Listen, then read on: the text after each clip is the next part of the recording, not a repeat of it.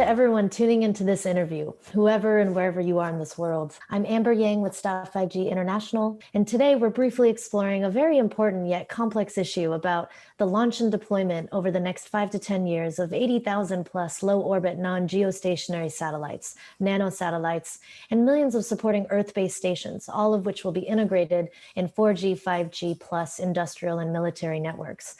And we're here with Julian Gresser, who's an international environmental public interest lawyer, a twice visiting Mitsubishi professor at Harvard Law School, and visiting professor at MIT. And he's an expert on industrial policy and collaborative innovation. Welcome, Julian. Thank you very much, Amber. Delighted to be here.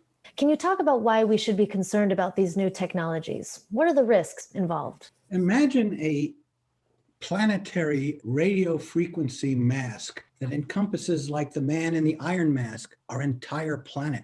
Imagine 8 domains of risk, each one of them grave and serious in itself, but then compounding together in a force that undermines our capacity to deal with the catastrophes they invite. The first is collisions. Earlier this year, in 2020, 2 dead satellites missed by 60 feet collision over Pittsburgh.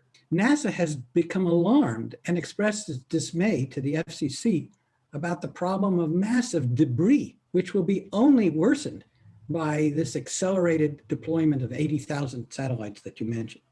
And the issue of cybersecurity. Hackers or hostile powers could seize operational control in a matter of minutes. And there are other risks, environmental risks, health risks, food security risks, in terms of the interruption of weather prediction and so forth, none of which have been assessed, none of which have been even addressed or provision made for the mitigation of these risks. So this is truly not only a national emergency, as recognized in the case of collision and debris and cybersecurity by the US government agencies, but of international concern, none of which has really been addressed by the international organizations or other countries. So Julian, you're saying this isn't just a simple upgrade, like from 3G to 4G. You're saying that this is really different than anything we've ever known, that the shift involves a massive investment in new technology that's going to affect all of our lives in new ways that our current systems have little impact on us.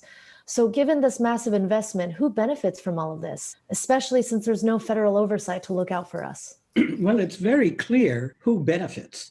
And that is a few group of companies, their management in particular, and their shareholders.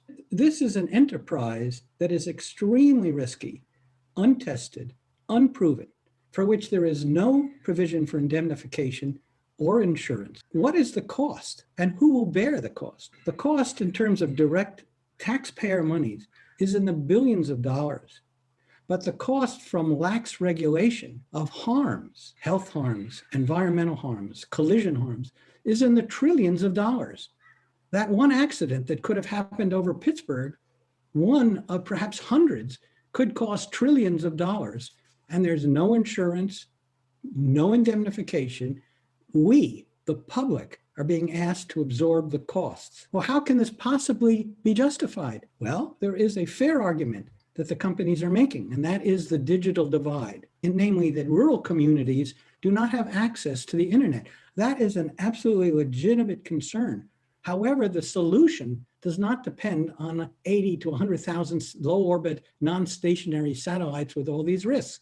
Fortunately, we have a viable alternative in optical fiber, wired technology to the home, to the office, that can be brought rapidly across countries. The key point is it's a huge innovation opportunity, not only for this country, but other countries that does not need to be approached by this massive, risky, and wasteful proposal, which is presented to us by these few companies.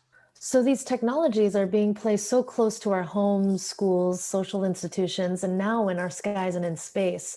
And again, like you've shared, Julian, there's no oversight for these technologies, despite the massive untested risks involved. And people don't realize these changes are coming. Yet we have a right to know that they're coming and that there are alternatives and solutions. What can be done about this, Julian? This is different. This is profoundly different in the history of humanity, where even before prehistory, peoples, indigenous peoples all over the world have looked up to the heavens as part of their sacred birthright. Now we are at a situation where a few companies and 5 FCC commissioners are saying, no, This is up for grabs. This is a space grab that anyone can have for commercial exploitation, heedless of the risk. This is a massive shift for humanity, which the key word you used, without informed consent. It's too complex for a single US government agency to sort of work out all these risks. Therefore, we need a new way of thinking about these kinds of problems. Albert Einstein said we cannot solve today's problems with the same kind of thinking that created them. The first and most major point is that we are preparing a petition for emergency expedited review for rulemaking for the FCC. There are no rules really that address this kind of massive 8-pronged national, international security risk. We are, in a very succinct way, helping the FCC engage in a collaborative process with other agencies to address these risks. Now, there is a wide developed body of methodology and best practices around risk assessment, which can be used by the agency. We're putting these together. We've created a presidential task force to assist the Biden administration, the FCC, and other agencies.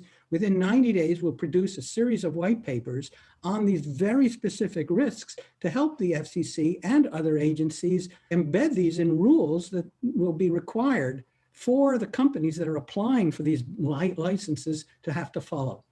And of course, we cannot be creating a space race where other countries, in particular China, can set up what are called flag of convenience countries, jurisdictions with lax regulation, just as we are, because then they will just compound the problem. There has to be outreach to China and other countries and create a new collaborative framework, which is already embodied in the Outer Space Conventions and other international treaties, but to ensure that we don't have this sort of beggar thy neighbor approach, which is what the FCC and the US government at present is encouraging. And finally, this whole framework needs to be collaborative and consultative. The public has to be engaged, has to be informed, so with its full consent, a new pathway that brings together practical action and the wisdom and guidance and intelligence of our minds and our hearts together. What I find powerful from what you're saying is that it sounds like the solutions part is just as defined as the problem. Where can people find more resources and information about this? Well, one of the lead petitioners in the action that we are planning is something called the Healthy Heavens Trust Initiative, and that you can find at www.resilienceMultiplier.com. We are encouraging serious organizations that have a domain deep interest in their missions in this subject to consider signing and to joining in this action. Not only US organizations, because this is truly a global problem, a planetary problem, and I have strong confidence that we will succeed.